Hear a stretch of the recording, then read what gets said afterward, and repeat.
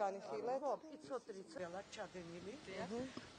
150 კაციანი სია იყო, მაგრამ წინასწარ მე როგორც თავმჯდომარე ვიმუშავე ამ სიაზე, ამოვკრიფე საქმეები, სადაც იყო უარყოფითი დახასიათება, ვისაც არ ჰქონდა მოხდილი სასჯელის ნახევარი, ვისაც ჰქონდა ძალიან მძიმე დანაშაული, თქვენ იცით, რასაც ჩვენ არ ვაძლევთ ხმას და დაგვრჩა ჩვენ 530 საქმე. 530 საქმიდან მე დაგისახელებთ, ჩვენ რეკომენდაცია მივეცით 274 ადამიანს, აქედან 16 გაუნახევრეთ, დარჩა 258.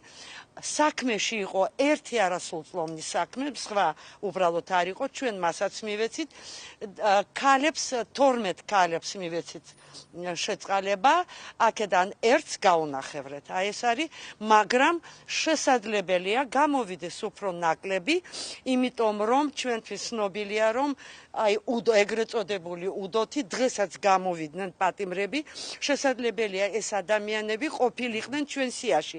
იმიტომ იყვნენ ასეთები, ვინც ავიღოთ იანვარში ამთავრებდა, ვინც თებერვალში ამთავრებდა, მაგრამ ჩვენ მაინც მივეცით ჩვენი რეკომენდაცია, თუ გამოვლენ, უბრალოდ ისინი ამოვარდებიან ამ სიიდან. ვფიქრობ, რომ პარასკევამდე აუცილებლად, მაშინაც ჩვენ კვირას ჩავატარეთ და ხუთშაბათს უკვე გამოვიდნენ.